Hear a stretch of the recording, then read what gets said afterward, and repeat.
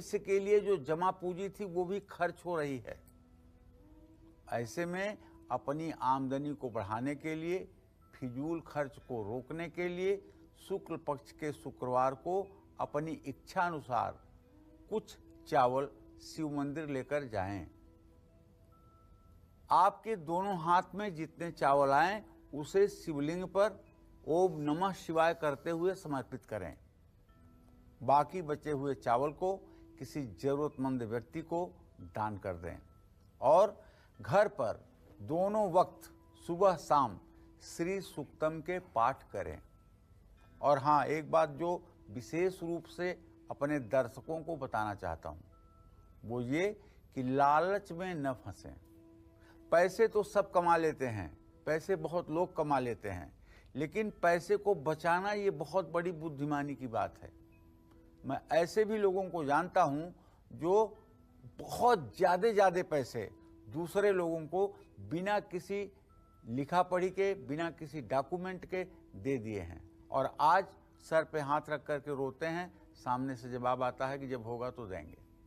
तो इसलिए कोई अगर आपको लालच दे कि हम आपका दौलत ऐसे बढ़ा देंगे, वैसे बढ़ा देंगे, आपको कमा के ऐसे दे देंगे, इस विषय में सोच समझ करके ही निर्णय लें तो अच्छा रहेगा। क्योंकि विपत्तियां जो है ये ज़्यादा करके निमंत्रण देने पर ही आती हैं। ये बड़ी स्वाभिमानी होती हैं विपत्तियां, कुछ लोगों के पास बिना बुलाए भी आ जाती हैं, लेकिन प्रायः लोग इन्हें निमंत्रण देते हैं तभी आती हैं। चावल जरूरतमंद लोगों में जब आप बांट देंगे शिव मंदिर में, तो ऐसा करने से आपकी आमदनी के नए रास्ते निसंदेह खुलेंगे। लेकिन ध्यान रखिएगा, सिर्फ चावल बांटने से आप कुबेर नहीं हो सकते हैं। इसके लिए आपको माँ महालक्ष्मी को अपनी हर सांस पर याद करना होगा और ना तो लालच में पड़ना होगा और ना ही रातों रात अरबपति बनने का सपना देखना होगा। ये दोनों चीज़ों को ध्यान में अगर आप रखेंगे तो आपका जीवन सफल होने से कोई नहीं रोक पाएगा। आपका ठप होने की कगार पर आ गया है तो अपने कार्य क्षेत्र में आप जहां काम करते हैं वर्क टेबल पर एक मोती शंख जरूर रखिए। इसे आप अगर चाहें तो अपने अलमारी के नीचे ड्रावर में भी लाल कपड़े में लपेट करके शुक्रवार के दिन रख सकते हैं। ऐसा करने से प्रमोशन भी होगा और कारोबार भी रफ्तार पकड़ेगा। इसके अलावा अगर आपके दुकान पर अचानक से ग्राहकों ने आना बंद कर दिया है, ऐसे में अपनी दुकान की बिक्री बढ़ाने के लिए बुधवार को सुबह स्नान करने के बाद घर में माँ महालक्ष्मी की मूर्ति या तस्वीर स्थापित करके पूजा करें। पूजा करने के बाद माँ लक्ष्मी के श्री चरणों पर इत्र लगाएं और किसी ब्राह्मण या कुंवारी कन्या को भोजन करा के उसे वस्त्र के साथ उस दक्षिणा भी दें। उसके बाद लक्ष्मी जी की मूर्ति को अपने कार्य क्षेत्र में स्थापित करें। ऐसा करने से कारोबार में चमत्कारिक बदलाव देखने को मिलेगा। एक छोटा उपाय और, 14 काली उड़द के दाने ले लीजिए बाएं हाथ में और अपने कार्य क्षेत्र में रविवार की शाम जब आप ऑफिस बंद करना चाहते हो, दुकान बंद करना चाहते हो, तो उस समय 14 काली उड़द के दाने लेकर के एक मंत्र बता रहा हूँ। ओम भंवर वीर तू चेला मेरा, खोल दुकान बिकरा कर मेरा, उठे जो डंडी बिके सुमाल, भंवर वीर तू करे कमाल। ये एक बार मंत्र बोल करके एक उड़द का दाना पूरब दिशा में फेंक दीजिए। फिर उसके बाद यही मंत्र बोल करके पूरब दक्षिण के कोने में एक दाना फेंक दीजिए। इस तरह से 10 दिशाओं में 10 दाना उड़द का फेंक करके और 4 उड़द जो बचेगी उसको 2 बार मंत्र पढ़ करके ऊपर और 2 बार मंत्र पढ़ के नीचे की तरफ वो दाने फेंक दीजिए। ये 14 उड़द के दाने अगर आप अपने दुकान भंवर वीर तू चेला मेरा, खोल दुकान बिकरा कर मेरा, उठे जो डंडी बिके सुमाल, भंवर वीर तू करे कमाल, ये मंत्र अगर आप करके रविवार को ये उपाय करेंगे और 7 रविवार करेंगे, दावे के साथ कहता हूँ अगर आपकी दुकान पर किसी ने बंधन लगाया होगा, किसी ने आपके दुकान के विरुद्ध कुछ तंत्र मंत्र का प्रयोग किया होगा, तो सारी चीज़ें निष्फल हो जाएंगी और आप प्रसन्नतापूर्वक व्यवसाय में आगे बढ़ पाएंगे। यह उपाय बिल्कुल रामबाण है इस कलयुग में। ऐसे में अगर आप भी उनमें से हैं जो बहुत कमाते हैं लेकिन फिर भी बचत नहीं कर पाते हैं, छोटे छोटे खर्चों के लिए आप दूसरों पर डिपेंड हो जाते हैं। महीना खत्म होने से पहले ही आपका अकाउंट बैलेंस 0 हो जाता है। अब मैं आपको एक ऐसा उपाय बताने जा रहा हूं जिसे करने से आपका अकाउंट हर समय पैसों से भरा रहेगा। पहली बात, अपना अकाउंट बैलेंस बढ़ाने के लिए हर शुक्रवार को तुलसी के पौधे के सामने घी का दिया जरूर जलाना चाहिए। अगर आप शादीशुदा हैं तो आपकी पत्नी भी जला सकती है। ओम श्रीम श्रीम श्रीम नमः इस मंत्र का यथासंभव पाठ करना चाहिए। स्फटिक का श्रीयंत्र रख करके उसकी विधिवत पूजा करके श्री सूक्त के 16 मंत्रों का पाठ करके और उसके बाद पाठ समाप्त के बाद बाएं हाथ से श्रीयंत्र को उठाकर दाहिने हाथ की हथेली पर रख करके 5 बार कहिए, हे यंत्रराज, आप हमारे जीवन की दशा और दिशा बदल दीजिए। हे यंत्रराज, आप हमारे जीवन की दशा और दिशा बदल दीजिए। 5 बार कह करके श्री यंत्र को पुनः चांदी की कटोरी में लाल कपड़े पर स्थापित कर दीजिए और आप देखिए कैसे आपके जीवन में चमत्कार होता है, कैसे आपका दृष्टिकोण बदलता है और कैसे आपकी प्लानिंग करने की शक्ति बढ़ती है।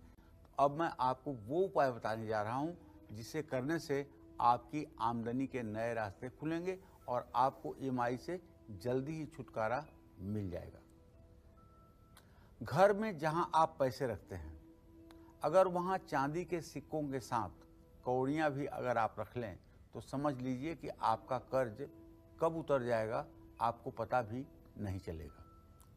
कौड़ियों को केसर या हल्दी से रंग कर और फिर उसे पीले कपड़े में बांधकर अगर आप अपनी तिजोरी में रखते हैं तो समझ लीजिए कि आपकी सारी आर्थिक परेशानियां खत्म हो जाएंगी। अगर आपने अपने कारोबार या दुकान के लिए लोन ले रखा है और अब उसे चुकाने में आपको परेशानियां आ रही हैं तो दुकान के गल्ले में, दुकान के कैश काउंटर में, दुकान की तिजोरी में या दुकान की अलमारी में जहां आप अपना कैश नगद पैसा रखते हैं वहां कौड़ियां रख सकते हैं। दुकान में धन रखने वाले स्थान पर अगर कौड़ियां रखते हैं तो आपको अपना गल्ला हर समय भरा हुआ दिखाई देगा। देखिए, सिर्फ उपायों पर जिंदा मत रहिए कि आपने कौड़ियां रख दी और आप फिर टाटा बिरला हो गए। इसके साथ साथ कर्म भी करने की आवश्यकता रहेगी और कर्म करने की प्रेरणा प्रकृति देती है, ईश्वर देते हैं।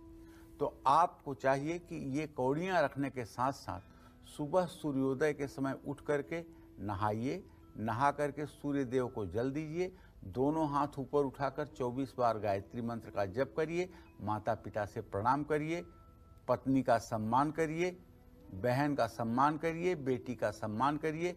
इसके साथ साथ आप श्री सूक्तम के मंत्रों को सुबह शाम जरूर जप करिए और घर में सुबह शाम पूजा का वातावरण हो। घर में बेवजह चीखा चिल्ली का वातावरण न हो। सब लोग प्रसन्नता के साथ घर में रहें और प्रसन्नता से ही घर से बाहर निकलें। निसंदेह अगर आपने जीवन जीना सीख लिया तो महालक्ष्मी की कृपा आप पर अनवरत रहेगी, इसमें कोई दो राय नहीं है। सेविंग की तो सोचते हैं लेकिन महीना खत्म होते होते ऐसे खर्चे आपके सिर पर आ जाते हैं जिसके कारण आप चाह कर भी सेविंग नहीं कर पाते हैं। लेकिन मैं आपसे कहना चाहूँगा,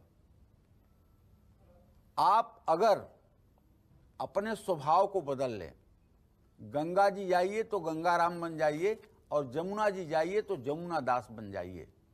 अगर आपकी परिस्थिति अच्छी है, दौलत की आपके लिए कोई कमी नहीं है तो आप खूब खर्च करिए, खूब दिखावा करिए, मैं नहीं रोकूंगा।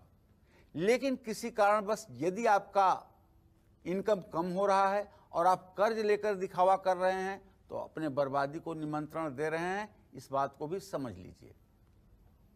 मैं आपको बताना चाहूंगा कि जिन घरों में नित्य श्री सूक्तम और कनक धारा स्त्रोत का प्रातः सायं महिलाएं पाठ करती हैं, घी का दिया जलता है, कपूर से आरती होती है, ऐसे घर में कभी दरिद्रता भूल करके भी नहीं आती है।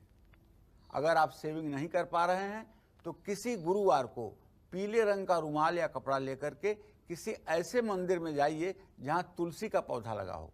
मंदिर में लगे तुलसी के पौधे के आसपास जो भी घास, तुलसी के पौधे के नीचे जो भी घास उगी हो, उसे धीरे धीरे उखाड़ करके पीले कपड़े या रुमाल में रख करके वापस घर ले आइए। इस पीले कपड़े को घर में वहाँ रखिए जहाँ आप अपने पैसे की बचत करते हैं।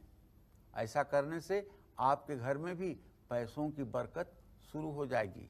और अगर आप अपने घर में कैश नहीं रखते हैं तो अगर बैंक में पैसा जमा करना है तो बुधवार को जमा करिए। जो लोग बुधवार को बैंक में पैसा डिपॉजिट करते हैं उनका पैसा कभी खत्म नहीं होता है और उनका पैसा तब तक रहता है जब तक वो चाहते हैं। तो डिपॉजिट करने के लिए सबसे अच्छा दिन बुधवार है और कर्ज लौटाने के लिए सबसे अच्छा दिन मंगलवार है।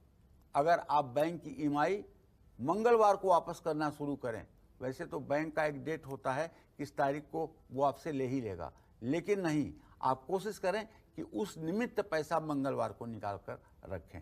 निसंदेह इतना जल्दी आपके ऊपर से पैसों का भार समाप्त होगा जिसकी आप कल्पना भी नहीं कर सकते हैं। लेकिन ध्यान रखिएगा, माँ महालक्ष्मी धन की अधिष्ठात्री हैं और वो अपने बच्चों को कष्ट में नहीं देख सकती, बस बच्चा उनको सदा स्मरण रखे।